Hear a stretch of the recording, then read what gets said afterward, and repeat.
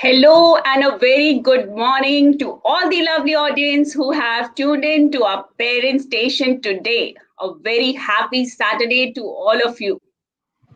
We all know that children need positive, loving relationship with caring adults.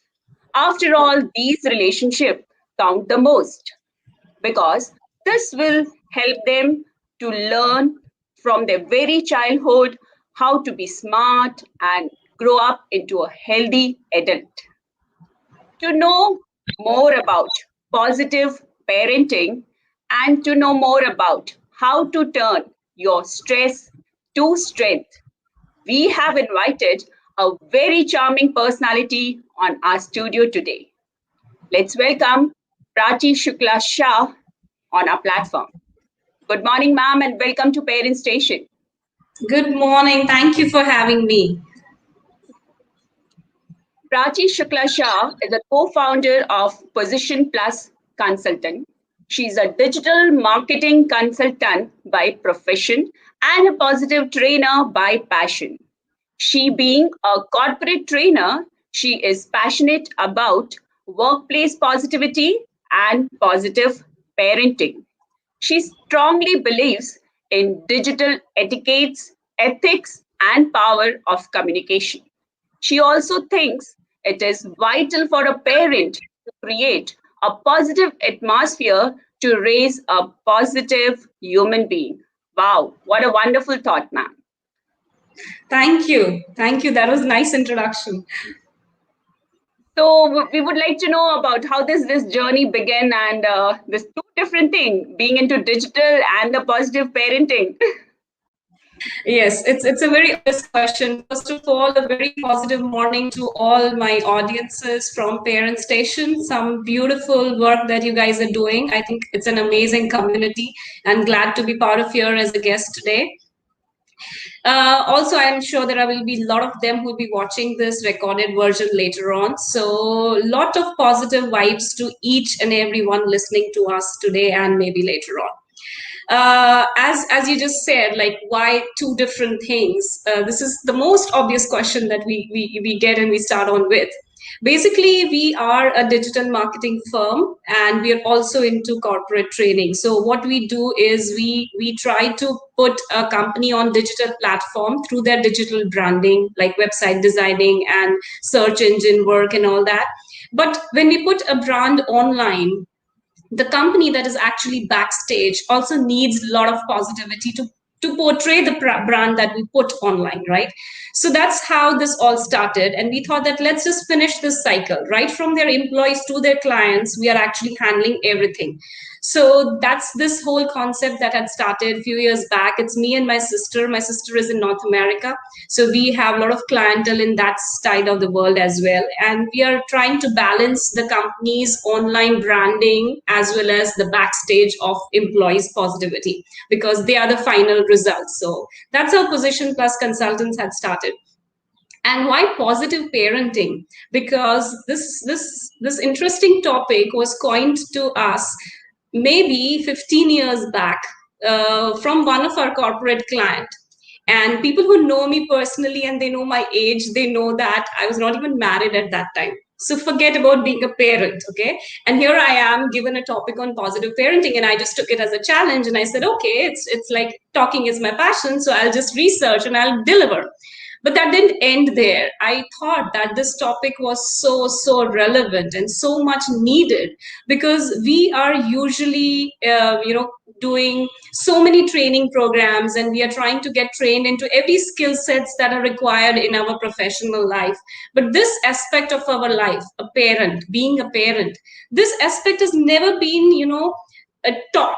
It's never strategically approached. It is just taken as it comes. Of course, parenting is natural, but there were a lot of things that we thought that we should be talking out to parents because that helps. And one fine day, as I said, like there was this corporate client of ours who was arranging a picnic with spouses, so they wanted something that can address to both genders, and that's how this started. And we kept on digging, and this has become my personal favorite topic because I really think it changes lives. There have been people who come back and say that, oh, the whole approach changed, and that makes us feel very satisfied, because end of the day, it's satisfaction for which we all work, right? So yeah, that's the story behind Position Plus Consultants and why positive parenting. Lovely to hear that, and you getting into this just through a chance by getting to speak on that topic. That sounds so wonderful, and you're just doing a marvelous job. So let us begin this session, and I would just like to ask you that usually it's every home story that nowadays children don't listen to parents. It has become very difficult to talk to them at times. So what do you have to say about this? So when we talk to children, okay, that's where the problem starts. We talk to children, we don't talk with them. Okay, so it's not about grammar here, it's about the feeling that we need to clear off in our mind, that right from day one, what are we doing? We are giving them instructions. Go to bed, get up from bed, go and brush your teeth, go and have a shower, change your clothes, put things in laundry, finish your homework, go to play, come back from play, wash your hands. That's what we call that we have been communicating. However, that's not communication. The key of communication is two-way. But in parenting, we lose that basic point, and we start with monologues because they are tiny and they are not responding. We take them for granted. And when they start talking, we forget that now they can talk back. So we are not ready to hear their answers. We are so busy that we are instructing them, and we miscommunicate this monologue with dialogue. So I think when you feel that it's difficult and it is becoming difficult to talk with your children, I think it needs to be a very very basic change. Have a dialogue, not a monologue. You cannot have a monologue with another human being.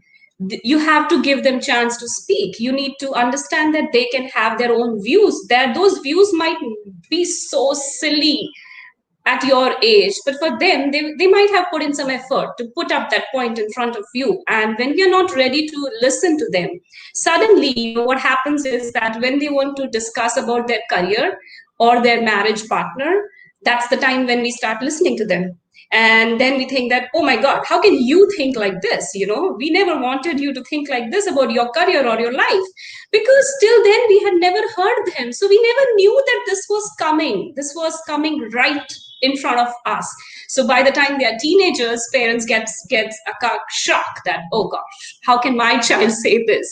But your child might have said this several times, which you missed on. You just took it for granted. And then now when they started taking you for granted, that's the time when you get alarmed. You're like not sure how to handle this. So that's the difficulty that happens. And a very simple answer, like how to solve this difficulty. Very simple strategy.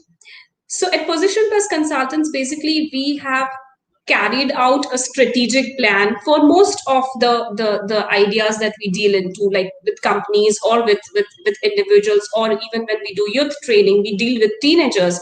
So at that time we come up with a very simple strategy. It's like step 1, 2, 3, follow it, check it out, and then see how it works. So here my simple strategy is create a talking culture. If your child is 2 or 12 or 21, today is the day. Start it off. What is talking culture? Talking culture is something we encourage even in the corporate world, where whether you're a junior, you're a fresher, you're a boss, you have that opportunity to talk and put up your point.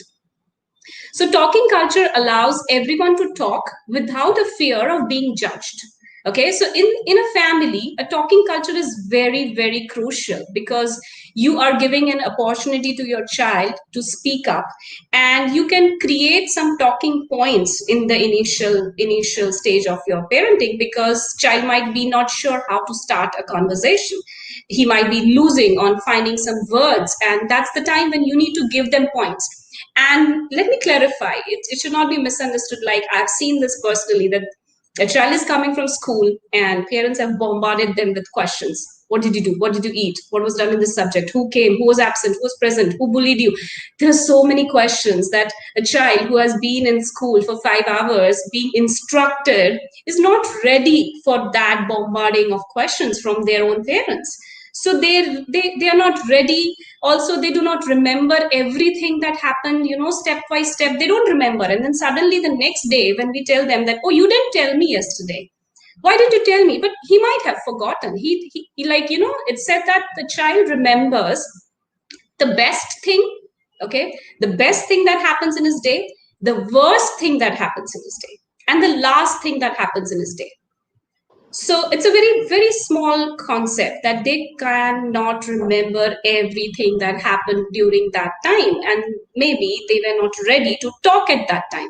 So when you create a talking culture, you should have talking points as well. Like if you want to really know what they did in math, have an atmosphere where you're putting the math book in front of the child and then asking some very simple questions that who was sitting next to you today when math class was there. And he might say that, no, I was sitting alone. And then you say that, why were you sitting alone? And then he might say that nobody is sitting with me. I have a problem. They don't want to sit with me. This is how the conversations happen.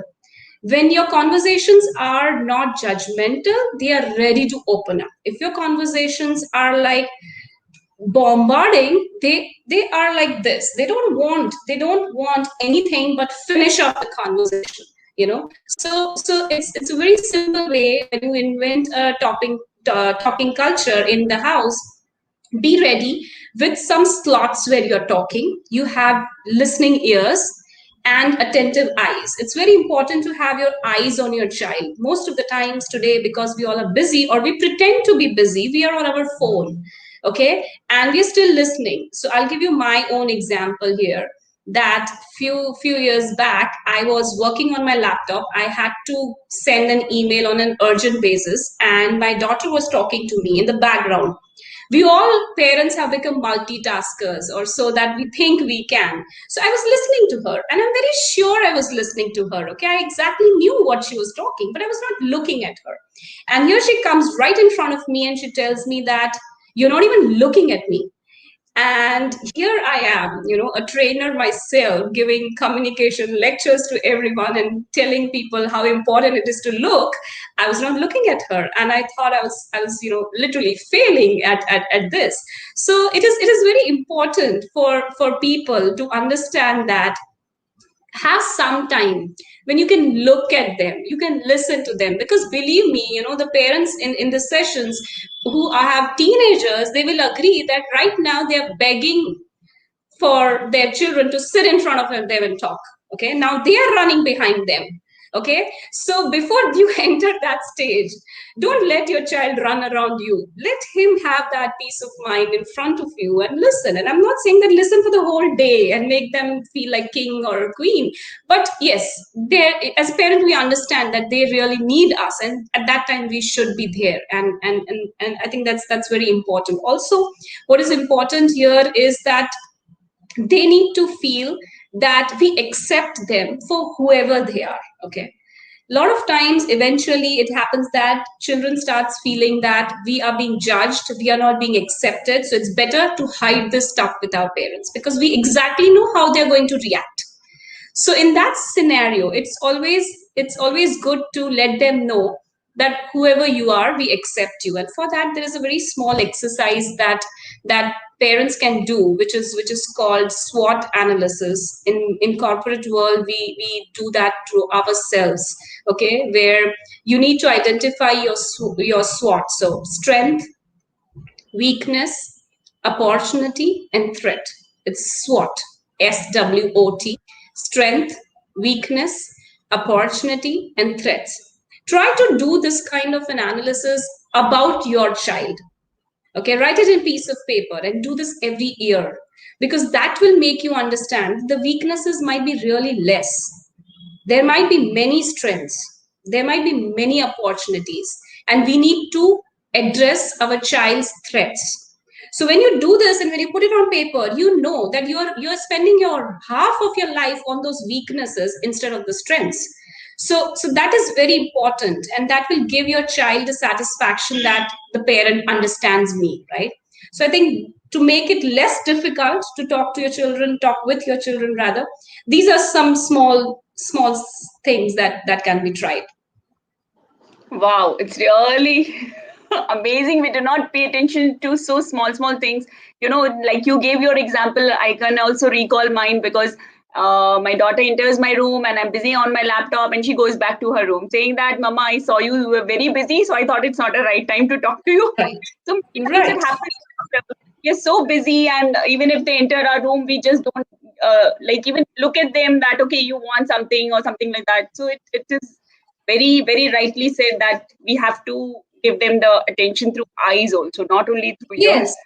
Yes, and I'm not saying that stop your work and just be for them. In that situation, I just told my daughter that, dear, I really need to send this email, and Yeah, I really just need 5 more minutes, and I'll be with you. And they understand. They understand that much. Okay, they, however small they are, they really understand because we responded. We did not ignore, so they are ready to accept that. very true. So how do we make bridge between this parent and children so that they can talk to us when we need? Okay, for that, very first thing is talk to them when they need you. Okay, Yeah, as I said, so they need you right now, believe me, they really need you right now. And all our participants here, or who are going to listen to us later, I'm sure you all have that positive side up in you as a parent, as a human. That's the reason you're attending this session, because you really want to evolve, you really want to grow. And it's very easy to establish this very, very small thing, that admit your ignorance in front of your child. Because what happens is your children starts taking you at this level. Okay, they feel that they are here, and the bridge is, when you want to bridge this gap, it becomes too late. So right from today, and you're not late, whatever age your child is in, you're not late. Okay, believe me, you're not late, because you're here in this session, you're already doing something very positive for your parenting job. So when you admit your ignorance, the most, it's research says that the most difficult thing for a human being to say a line is, I don't know. We cannot say this. It takes lot of guts to say that I don't know. So, as a parent, if we start saying this very, very easily, very informally, when we start saying this, that I don't know this, I have to get back to you on this, I'll try to learn this, I'll try to teach you this later, I need to solve this first before I help you with it. That's the time when your child feels comfortable, and that's the time when your child will any day, any problem, come to you, because he's not ashamed of saying that I didn't know this. When you get the mark sheet, and how many of us have ever witnessed a child, okay, with a bad mark sheet, parents asking them what happened, and they'll say, I didn't know, I was not prepared, I just got, blank out. How many of us as adult also have we told this to our parents ever? We don't say this to our parents, because for us, our parents are someone who knows everything. They have created that huge personality which we always want to say, like, oh my god, you're great. But we miss out on letting our children know that we are also humans, we can also make mistakes, it's okay, it's okay. So when we are talking of this talking culture, make a point to talk about your day's horrible thing to your child. This is what happened horrible today. Okay, this is the problem that happened in my office today, or this is how I messed up my kitchen today, this is how my dish went horrible. Okay, it's fine, because the moment you will start talking all this, they will also say that, mama, today this happened to me, it was horrible, I was so bad at it.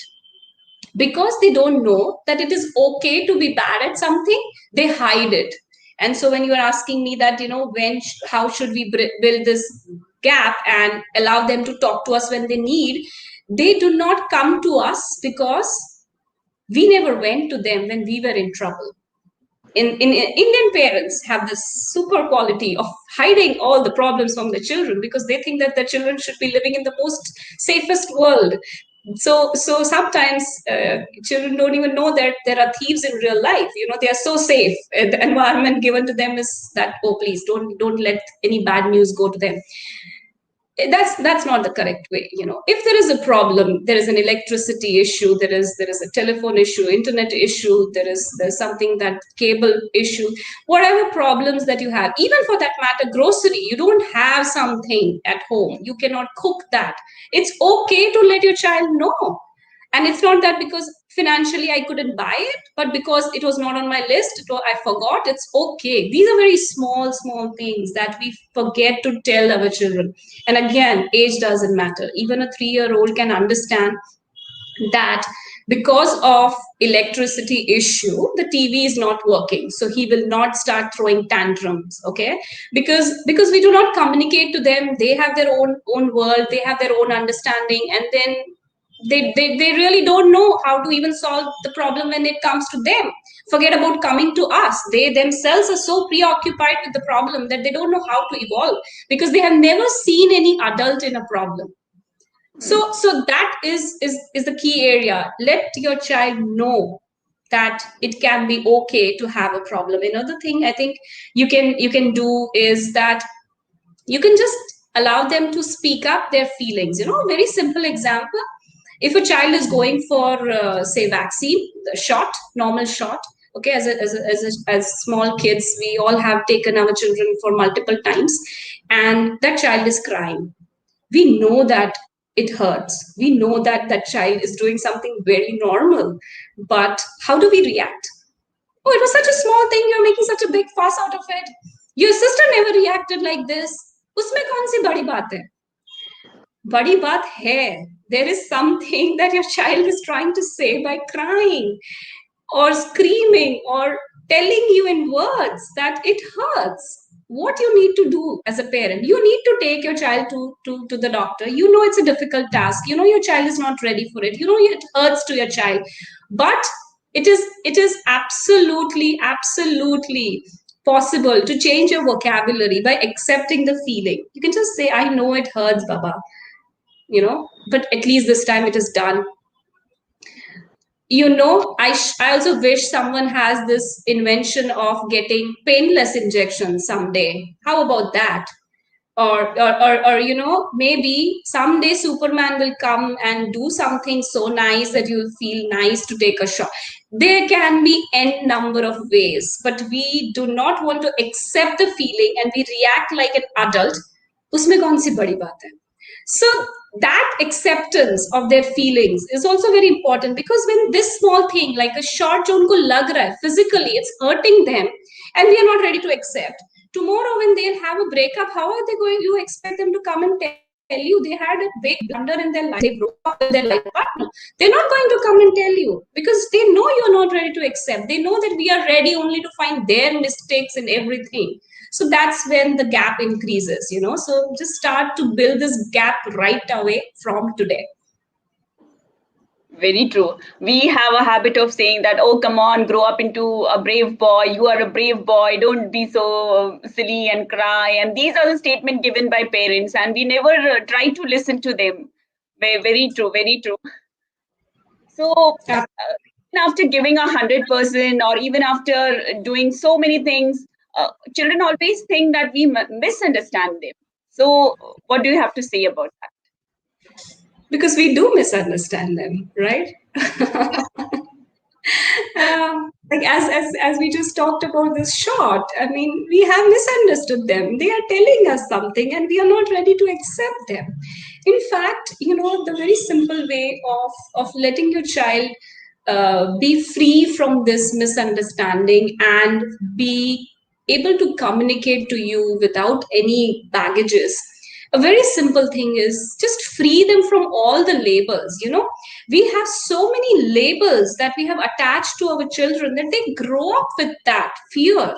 She is stubborn, she is being bullied, she's shy, she can't do this, she's such a mess, she's bossy, she cannot take instructions. We have so many labels that we throw on them, and right in front of them, boss. I mean, how can you do this? How would you feel if someone tells you this in front of you, that you are bossy, or that you have been nagging, or you are not listening, you are stubborn, you are shy, you cannot talk. In fact, I have my own example, and I'm so happy that I can share this example. As a child, if anyone in this participants list is from my childhood, they know what I'm talking about.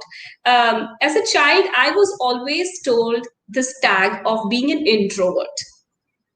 She is an introvert. This tag has always been attached to me, and I'm so glad that today my profession is such that I'm talking to masses.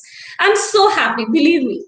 And I could do this only because that tag was not given to me by my parents. My parents never told this to me. My parents always ignored these comments that came, but these comments came from my relatives, from family friends, from neighbors, that she doesn't talk. And in my mind, I always felt that, yes, I don't feel like talking to you, and I live my life and I'm happy whatever I'm doing today. But if my parents would have told me this, I'm sure I would have not been the person that I am today. My parents, in a very subtle way, never let this affect me, and I didn't know what they did to me, but I never felt that I am less, or really that I can't talk. They never let me do this. So it's very crucial for parents, it's your job to not put labels on your children, and not let others put labels on your children. It's absolutely okay to accept them, give them opportunities to grow, and they will shine in some or other way. You need to find their unique point. Each individual has a unique point. Each child has something which is very unique to that person. But what happens is, we don't want our child to be unique till he starts earning. Okay? Till then, we are telling the child, look at your friend, look how he's performing, look what he do, look at your neighbor, look at your cousin, you look at your elder brother, look at your younger brother. You are constantly telling your child to be like someone. Okay? We are suppressing the uniqueness. And then suddenly, when he is getting into a job or a career choice, or maybe even a life partner choice, we say that, why are you acting like everyone? Think out of box. How can you think out of box all of a sudden when you were never allowed to think out of box for your lifetime, right? You were never given that opportunity to think out of box. You were never given that choice of freedom. You were never allowed to, be unique. Why would you be unique suddenly? What makes you help in that? It's not possible. So it's as a parent, let us not call our children stubborn, naughty, strict, this, that. Let's just free them from those labels. And I'm not, again, I don't mean that, please be very good to your child. I'm not against being a disciplined parent. I'm not telling that let your child do whatever he wants to do. No. Discipline, routine, everything is possible with positivity. You do not be nagging and screaming and yelling at your child to make your child disciplined. That's absolutely not possible. You have to understand that when your child is trying to, you know grow up and say that I was always misunderstood by my parent, it's hurting. And before it hurts you personally, let's change this whole scenario. Let your child understand his uniqueness. Children are very small. They are being bullied in school. They are not being getting good nice friends, or there's so many issues that a child. We are training youth also, and we are dealing with teenagers, and believe me, those teenagers are super stressed. And one reason, that we have found out from our trainings with youth is that they want to prove themselves to their parents. Okay, believe me, this is a common. Personally, I have witnessed this in my all teenager students, that whenever you ask them, their answers are revolving, that how can I prove myself to my parents? They don't worry about themselves. They just want to prove it to their parents right now. So unknowingly, as parents, we have created huge pressure on them to perform. perform, not in terms of getting good marks or getting into some sports or something. Overall, only we have made the situation so disastrous for them that they are, they're not worried about anything. They're worried about what my parents will think. And this is teenagers, early teenagers.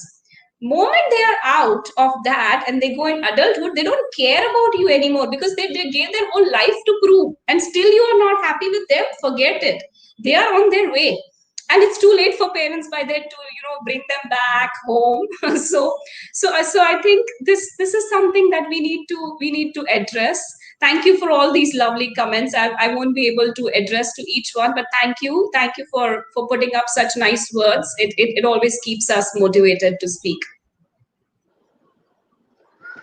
I totally agree with you. Very well said. Because see, I've been an early childhood educator. The child who is in junior KG, the parent comes to us and asks, "Where is my child standing right now in the Okay. PTM? What's the?"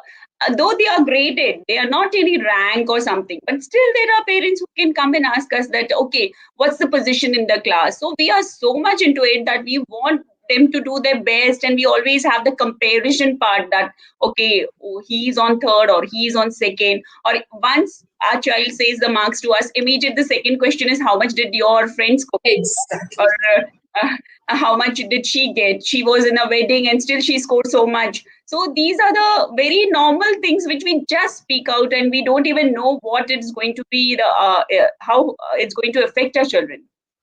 Yes, Um, we definitely put them into a very serious comparison box, especially with this social media. The moment they grow a little bit more and they get a phone in their hand, this instant comparison, instant gratification becomes part of their life because that's what they have seen parents also doing to them, right? So it's always good to get motivated with others. Like, okay, see, your friend did this. Isn't it amazing?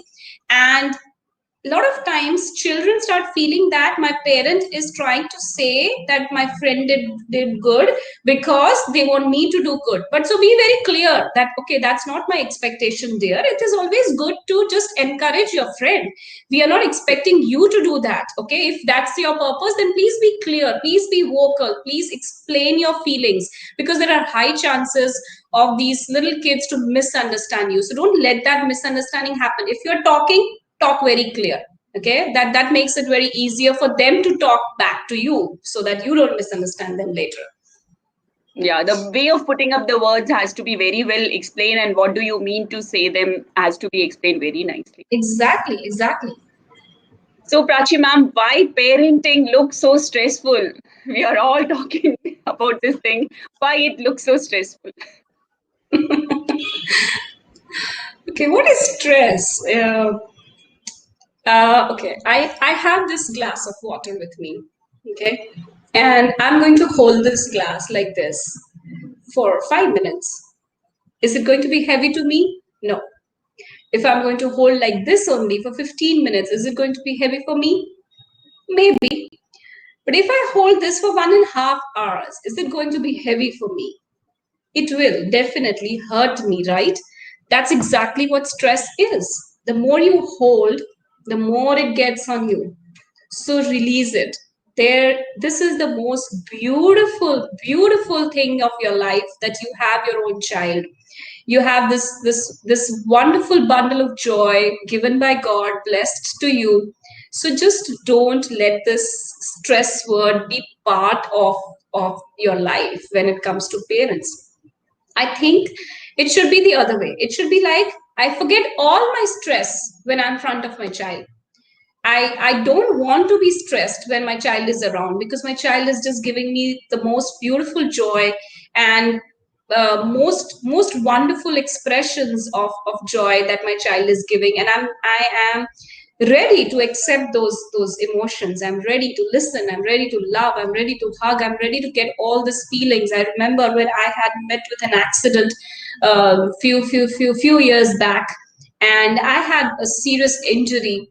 All I wanted at that time was my brother-in-law's children. I wanted to go and hug them, because I think when you hug your children, you feel so much of warmth. There is a straight connection from God that you get, and that's an amazing feeling. And I don't understand, why do we lose out on that emotion when studies, homework, submission, exams, all this comes, and we just make this, oh my God. I have heard so many parents telling that I hope that this goes away, goes to the hostel, gets married. And then when that happens, you're lonely and you want them back and you feel like you don't even look back at me. So why are we confusing ourselves so much? Why are we making this such a big deal? I really don't understand.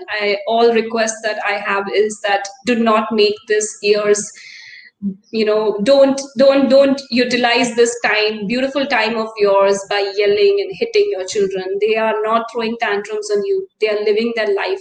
Because we are misunderstanding them, we are not trying to get in their shoes. We are thinking that, okay, yelling, smacking, hitting is absolutely okay, but it is not okay. And then we say that once I'm in so much of stress, I react like this. But why are you in so much of stress when your child is in front of you? Your child is happy, your child is healthy. Okay. And other than that, there should be no worries. Why are we worrying for very petty things, very small things like examination? Really? How many of us remember our third grade result? For that matter, how many of us remember our ninth grade result? Or how many of us remember our college degree result? We got our degrees, we are settled somewhere, doing something in our life. Are we happy? That's all we remember. Then why are we stressing so much? And I would like to use this opportunity, this platform, to tell one very simple thing. If at all you are yelling and screaming and shouting, or worse, if you're hitting your child, this is the day to stop doing it. That's not the way you take out your stress. If you think that that's how my child listens, then you're wrong. That's not how a child listens. That's the time when child stops listening to you. They have fear, and that's why your thing gets done. They are not understanding, why am I doing this? They are doing only in fear of the consequences, and so they do it. That doesn't mean that you are raising a disciplined child. When you're asking your child to put your night dress in the laundry after shower, or putting the towel in proper place after shower, and your child is not doing it, and then you're constantly nagging and you're constantly yelling, and that work is getting done, your child still doesn't know. At age of 18 also, he doesn't know why I had to do that. He did that because you told him. He did that because he didn't want that whole quarrel thing to happen, so he did that. He still doesn't know that that's part of my routine. And to make it a habit, they just have to do their stuff from inside. They shouldn't be instructed so much.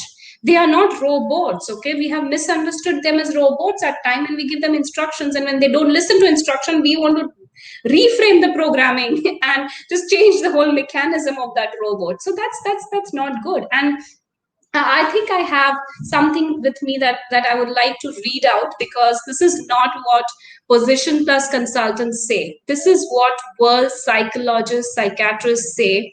And I really want to use this platform to tell this. There is this psychiatry research that has been done in Harvard Medical School, and this is what they say.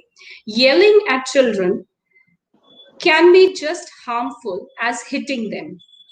In a 2-year study, effects from harsh physical and verbal discipline were found to be frighteningly similar. Means if you are yelling or you're hitting, it means the same. The damage is same, by the way. Okay. A child who is yelled at is more likely to exhibit problem behavior, thereby yelling more when they grow as adults. And this is a sad cycle that goes on. So there are so many parents who say that our parents did that. I don't think there was anything wrong in that. If it was not wrong, were you feeling great at that time? Just ask yourself. Were you feeling amazing when your parents yelled at you? No. But because they did at you, your personality, your brain has been trained in such a way that that's how now you have started reacting. And to justify your reaction, you're saying that our parents also did that. Your parents did something very amazing with you as well, but we don't do those things. What we take them their example is, just to wrap up our mistakes, that oh, they also did that, but they did so many things, they gave so many sacrifices, they gave something that we never give to our children, and that was time. We don't give our children the time that our parents used to give, right? Most of our generation parents were not technically challenged like we all are, and were technologically free, so they had so much to do with us. So don't take those examples and justify your actions. There is one more psychiatry research that was done by Joseph, who is a PhD instructor at Harvard. And just like many parents have these arguments, so there are some answers that he gave, and I want to quote him here because I think that my research might not be as valuable as what these people are talking, because they are the specialists, right? So if a parent is saying that my child doesn't listen if I don't yell, so the answer is that kids are actually going to listen less when you yell at them. Okay, another argument is if I don't yell, they don't even take me seriously. So the answer is yelling generates fear and not respect. I can't help it. I lose my temper. So the answer here is that you can help it, and only you can help it. Okay, just try. I don't have time to reason with them. Talking to them is not possible. So believe me, and believe them, if not me, that talking and yelling takes the same amount of time. Very true. Okay. If I don't yell, I might spank them. So it's better I yell. Okay, that's still okay. No, it's not okay. It's just not okay. It's important to step back and recognize that the way to get things done, of doing anything through respect and communication, is always better. Okay, so just try to do that, because believe me, you're raising human beings. They're going to do the same again and again and again with you tomorrow and with their children tomorrow. Because we don't do all this with our boss, we don't do this with our subordinates, we don't do this all, right? We do it with our family members, and ultimately that's something that needs to be changed right away. Very true. For small things, like even like we observe, we just give them the example. The child is just saying that if I don't get this, or if I misplace this, or it's lost, mommy chillaegi, mommy daategi, mama ye karegi. So they have this, and it's we have to stop this. It's a very good reading which you have shared with us, and True. I'm very much hoping that parents are listening to us and they'll follow this, and it would be very helpful for them. So bedtime, school time, various other times are difficult. What do you have to say for this? Very simple, very simple. These are the times when they want their buckets to be filled. This is a concept that we have used for adults as well as for children. There are two buckets in everybody's life. Okay, one is attention bucket and another is power bucket. Every human being wants this bucket to be filled by end of the day. They want attention, positive attention, mind me, sorry, positive attention, right? And they want power. And if they don't get this at end of the day, they will get it anyhow. So these times, bedtime, what else times did you tell? Bedtime, meal time, right? School time, homework time. Yeah. Yeah. So all these timings are somewhere they know that we need them. So they will get all our attention because we have to put them in the bus before the time, clocks. So we have to feed them, we have to make them sleep so that tomorrow morning we can start our race all over again. So that's the time. They're very smart. Even when they're small, they're very smart. They know that this is the time when my parent is going to be there with me, and better I take all the attention that I didn't get throughout the day when they were not looking at me and listening to me. I will take them now. This is my game now. So this is what actually happens. They want attention. So they seek this attention, let us make some habits where we give them attention before needed. We give them enough attention, we give them enough power. With power, I don't mean that give them finances of your house. I'm just telling small powers. Let them choose their own clothes, let them choose their own games, let them choose their own friends, let them choose their own, let them allow them to make their own schedule for the day, give them a small planner, allow them to plan their day, and let their day get messed. Let them not do their homework that day. But the other day they will understand that because I made mistake in my planner, I did not finish my homework. So my mom, who was actually nagging me for these many years, was correct. I should put my homework first. This much hours of my day should go in my homework. So let them do all these small responsibilities, make them accountable, so that they know that when they are making simple, let them make a sandwich, let them make lemon water, let them make some small choices, and let them fail badly. The moment they will fail, the moment they will create the whole mess on the in the kitchen, they will understand what we all go through. So when we ask because what happens is, we suppose we tell them that in India we tell this very less, that okay chalo jaake bana lo. We hardly give them that opportunity. We never give them the kitchen hold, right? We are always hovering there because we don't want our kitchen to be messy, and in that the life becomes messy. So let them go in kitchen and make something. By the time they make, don't start telling them that khatam ho jaye to clean kar lena. Don't tell them, don't do any instructions, let them do it. Let them create that, eat that, appreciate that, enjoy whatever they have done, and then go back with that child to the kitchen and see, look what kitchen looks like. Does it look good? You want to try to do something about it? Shall I help you? Just do it together. Let that become a positive experience, and that's where the attention bucket gets filled. That's where the power buckets get filled. It's very small things, a lot of times we just say no. That's probably, I think that children hear this no first. As soon as they're born, पहली चीज वो लोग को ना सुनाई देती है, ये मत करना, वो मत करना, यहाँ मत जाना, वहां मत जाना, ये मत चढ़ना, यहाँ से गिर जाओ. No, no, no, no, no, no, no, no, no. And then at teenagers, when they say no to us, we are not ready to accept that. So let's not say no, okay? And again, my discipline is very serious. I'm not telling that don't raise discipline adults. I'm not saying that, don't do that. I mean to say that suppose that child wants to go to a park, okay, or meet a friend, and you're not ready to do that. So then you say there's this term called when then. When you will finish this, then you can go. And if that means that he might be able to finish it tomorrow, he'll go tomorrow. You are still saying your answer is still the same, because you wanted to say no because he had not done his homework. But so how do you converse? Your child comes and say, I want to go and meet my friend. And you say, no, you cannot go to your friend because you did not do this. First you do this, and that child is already irritated, okay? So the homework is also not happening efficiently because he's not liking the way you talk to that person. So instead of that, if we tell that when you will finish your homework, then you can go to the park or to your friend. That means you didn't say the word no, but you still said your point. Okay. So that psychologically, that child is in your team now, because he also thinks that you want him to go. But because he has not done this, you're telling him that let's finish and then let's go. So very small.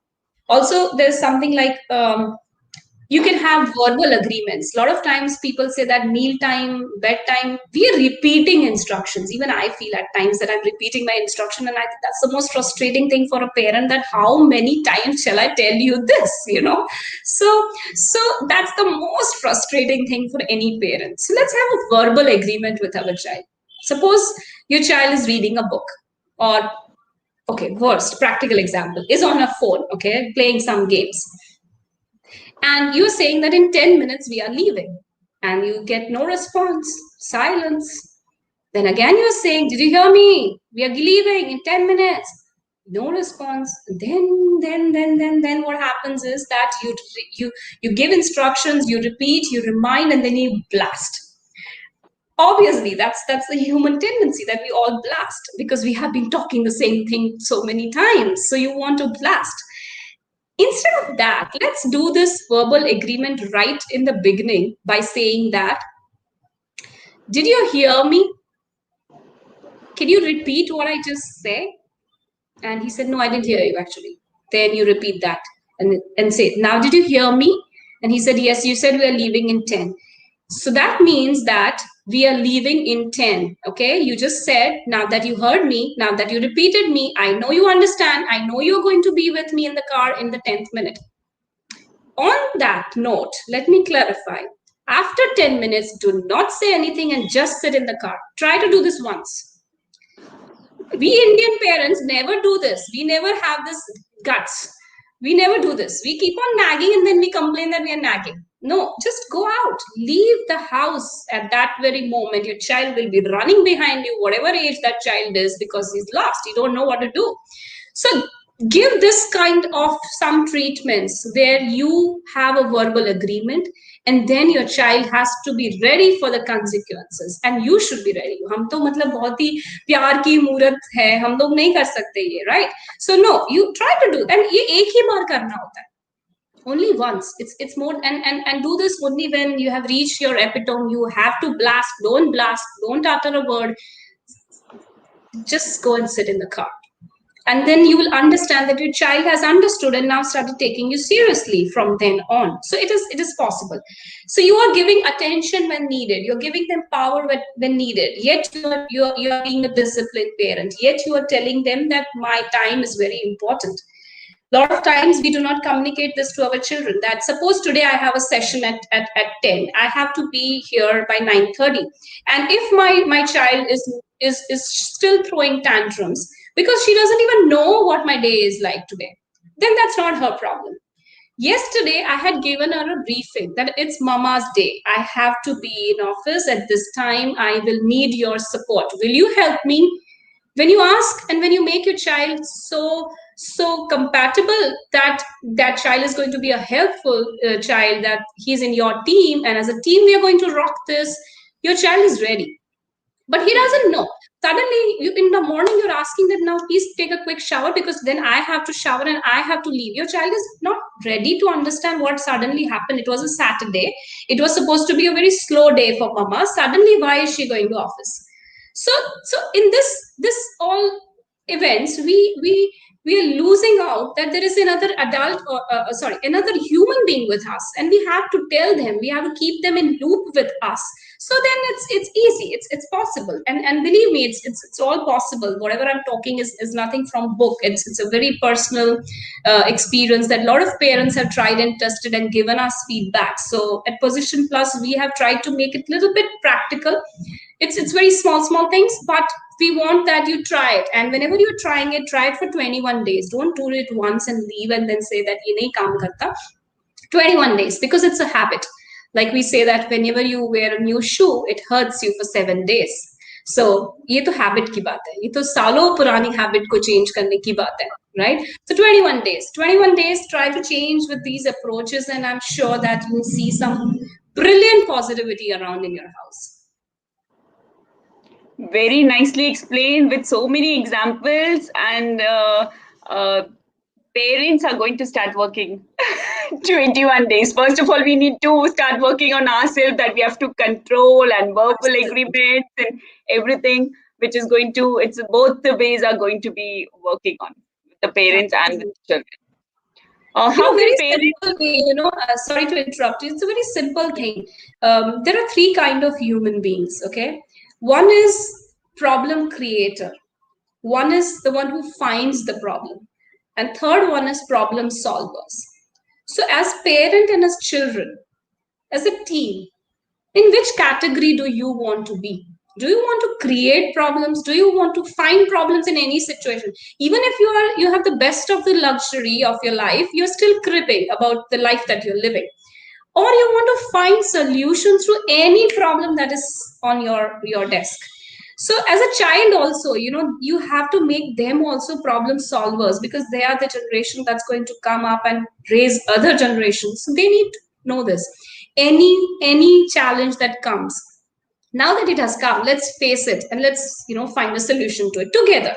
Let's make this parenting a teamwork. Parenting cannot happen without your children's support. If you think that you are going to be on one side of the table and they are on the other, and we are like opposite, it never works. You're in one team and there is no one in the opposite side. Okay, we are just a team playing the lessons of life and living our life on our terms. There's nothing that we have to compete, nothing that we have to prove to each other or to someone else.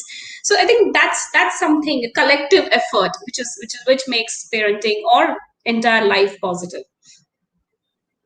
like the kitchen example which you gave, you know, I myself feel like yesterday only I've cleaned my slab so nicely, and today if she's going to bake, oh god, what a mess she's going to make. And I'll just take 5 Deep deep breath. breaths and hold control. Finally the last sentence would come, please Sarah, clean kar dena. Please. So it happens ki we have to control ourselves first, and just give them the freedom to explore, give them the freedom to make mess. Yes, and they clear the mess. Okay, but what happens is that as parent we talk about the mess more than what they are creating. It's the So efforts for which them they it's, yeah, for them it's not good. They're thinking like are they worried only about the kitchen? They have nothing with my emotion. My first time I'm baking something. Doesn't that matter? So are very true. So how can parents help their children to grow positively? just be positive yourself. I believe this is something that needs to be self tried first. You have, as I said, you have to just try to be as positive in every situation that you are, and try to understand what that child is feeling. As we said, like that child at that time feels that you are worried only about the kitchen and not about the baking, but in real, of course, a mom is very happy when their children are doing something which is for the first time, and you really appreciate that. Inside, like माँ का दिल, पिता का हाँ, दिल तो ये बोलता है कि आप महान हो, और हम बोलते नहीं है, बोलते हम ये है कि वो क्लियर क्यों नहीं है, सो वो मेस क्लियर कर, so that yes. That is the problem. We are so emotional. We Indians are like full of drama when it comes to, but when as a parent, if you just recall few weeks of your life and just see how many times have you appreciated your child, how many times have you let your child say, or thank your child for that matter. How many of us have ever thanked our children? Like, okay, like for example, yesterday when I was selecting my clothes for today, my daughter was right inside my cupboard and she was pulling out stuff. And I really felt like she's going to mess up my cupboard. But eventually, the thing that she pulled off was this coat, and I took it and I said thank you, because I genuinely had no time to select my clothes, and she really in a way helped me, and I thanked her and I hugged her, and she felt awesome. She felt like she just did the most toughest job of mom's session tomorrow. So these are very small things. Let your child feel that your child is needed, because actually he's needed. Let them feel that they are loved, because you really love them. You have these emotions. The only thing is that emotions comes out in a very different way when it We comes, don't when they express are in through, front. Yeah, we yes. lose We our don't express sanity when through they are in, words. sorry. We don't express through words. That's what I Yes, mean to we, say. we, Just we, we we do not express through words. We just need to give some gifts to our children in form of affection, in form of love, in form of appreciation, in form of gratitude.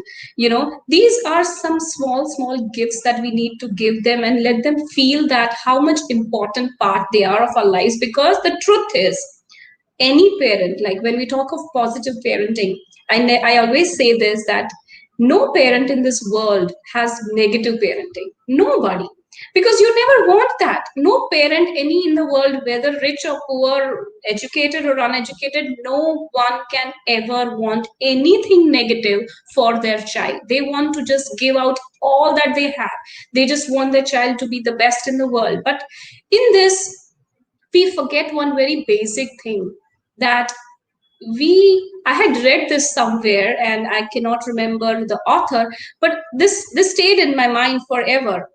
There was this question that was asked to someone, and if I'm not wrong, it was, okay, I might be wrong, so let me not put up the word name, but there was someone who was asked this question, that how to measure the success of a parent. And that person said that the success of a good parent is not in knowing how, what all you did for your child, but how much can your child do for himself. Okay, that is the barometer, that is the bar, that's how a successful parenting is discussed. Because I can just do everything for my child till I'm alive. I'm going to do everything. I'm going to make it a cakewalk. I might be yelling and screaming, that's a different story, but I'm going to do the best for my child. But how as a parent have you made your child independent? How much can your child do for himself? When you are not around, is your child being able to do exactly what he will do when with you around? Is a barometer. So for positive children, if you want to raise a positive children, the atmosphere around has to be so positive. They need to be at ease to talk. They should be free to talk. They should have, and I'm not saying that parents should be their best friends. They need friends. Okay, let's not get into those shoes. They need friends. Let them have their jokes, their fun. But when in need, if they come back to you and they know that they are not being judged, and they are being loved, and they are being themselves in front of you, and this is the place of my life where I can be myself. That's where a parent's job is well done. That's when you feel that, okay, you have raised a positive human being who is going to in return later on be so positive and spread positivity to people around him or her when they grow up. So I think that's it should not be taken as a pressure, but I think that's the way you should be dealing with very small positive activities. But nowadays, Prachi, like children are more towards even going towards social media, gadgets, and all this. How do we avoid this and how the negativity through this social media platform? How could we make them away from this? I am a digital marketing consultant, right? I am putting brands online. I am making this digital platform a very, very wonderful place for my clients when I bring them their brands online. And I have been working in this area from a long time now. But I do not spend more than 30 minutes on my own social media. Right now, children are spending more than 5 hours on social media.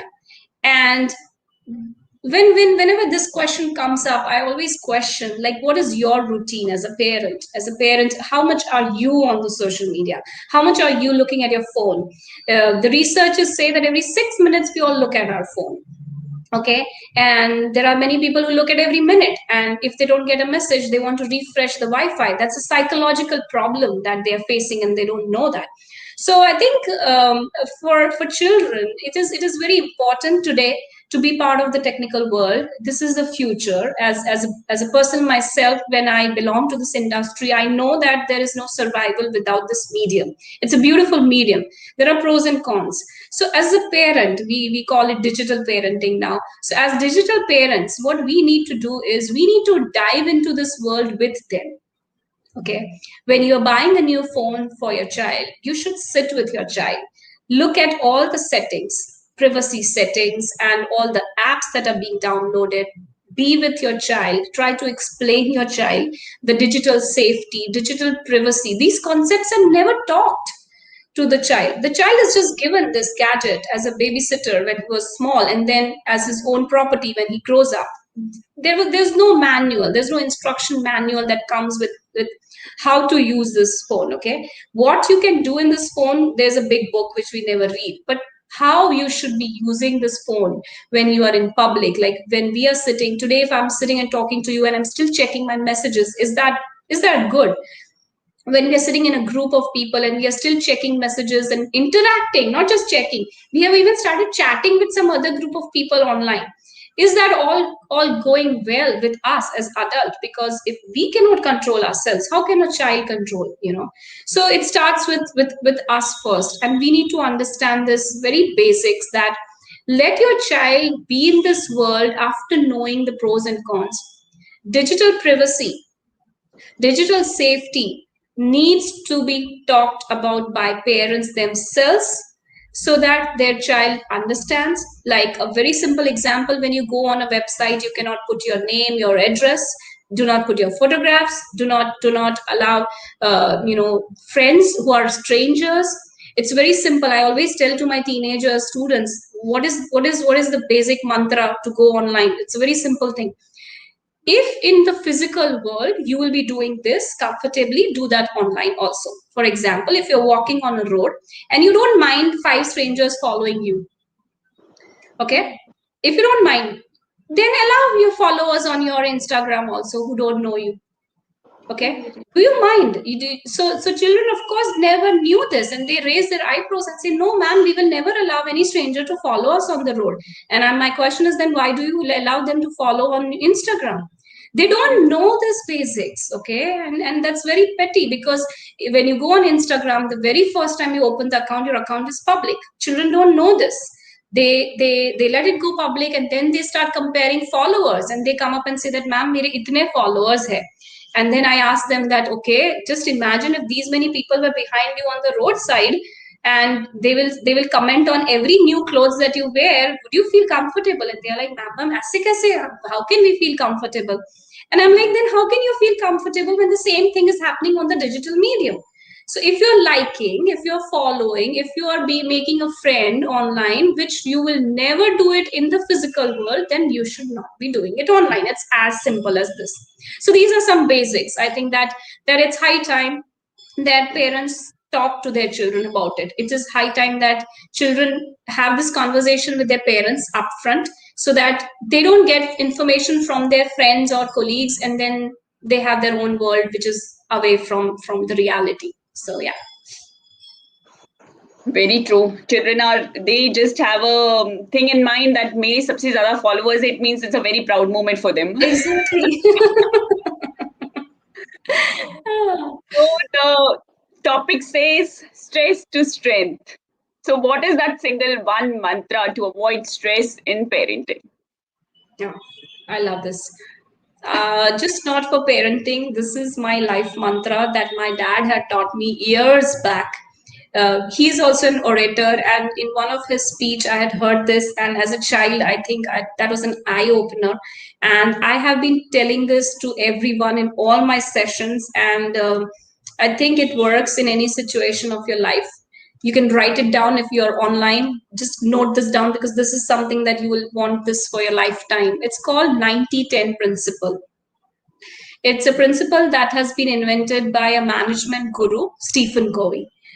So what 90-10 principle says, that 10%, 10% of your life is about the situations that happen. Okay. 10% of your life is the situation that happens, whereas 90% means the majority chunk. Okay. 90% is your reaction to that situation. Wow. That means that 90% of your life is completely in your hand. It's completely in your control. So why is this stress or even a word that we need to talk about? When this 90% is in your hand, it's your reaction, which can be changed in a second, because it is your reaction. No one in the world has anything to do with your reaction. Then why are we all focusing only on this 10%? Because we focus so much here, we are all stressed, super stressed, right? Any problem that you face in life today onwards, try to utilize this concept. 10%. Brake fail हो गया, flight late हो गई, traffic में अटक गए. These are just this small thing, just 10%. How do you react in this situation is in your hand, right? If flight late ho gayi, you sitting on the airport and shouting and screaming at the authorities that every time India mein time ki kisi ko padi nahi hai. Instead of that, if you start thinking, what can I do in this time? Because it's, you can't do anything. You can't go and talk to the authority or tell the pilot to come take me, only let rest be there. No, there is something that is not in your hand, but the reaction is still in your hand. You sit and buy a book and start reading a book, or call your long lost friend for which you never got time to talk. Do something that you can do in that situation, and that situation is completely changed, right? So your reaction as a parent, every time, every day, every minute that we react, the way we react to our children, it's so, so, so important. And your child is just doing this 10% in the life, right? The rest 90% still you are doing as a parent, as a human. So just control your reactions. Just think for a second before reacting, that if this was my last day of life, will I react like this? Does it really matter? Is this so important? Am I like freaking out for no reason? And the moment you change your reaction, just take a big pause, think, and then react. And when you react after thinking, your reactions will always be very sensible, something that you'll be always proud of instead of being guilty. Because as parents, we are always guilty about our reaction to our children. And to change that, I think remember this 90-10 principle, and everything is going to be very beautiful, very easy, very flawless, and very positive.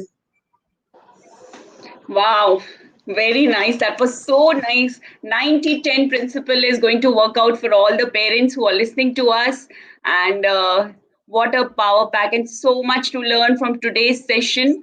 I would like to thank you. I'm very grateful that you accepted my invitation and you came on our platform and you gave such a wonderful, informative, and so much to learn, positive, powerful baskets, visual, verbal agreements, and when and then concept. Wow, really, really very nice. I would like to thank Small Wonders and Parent Station who has created this platform for us, where we invite such experts and who gives us such a wonderful session which are very much fruitful for everyone. Thank you so much for inviting. It is indeed pleasure to be part of this whole unit. And we have been always posting such videos on our channel, Position Plus Consultants, on YouTube as well as Facebook. So you guys can just follow us. And I hope that we all together can just make this world more positive, more beautiful, and let our children feel that we really love them, because we do, right? So, yeah. Okay, okay, Prachi, that was so nice of you. Thank you so much. Thank you. Thank you so much, Avishaji. Thank you.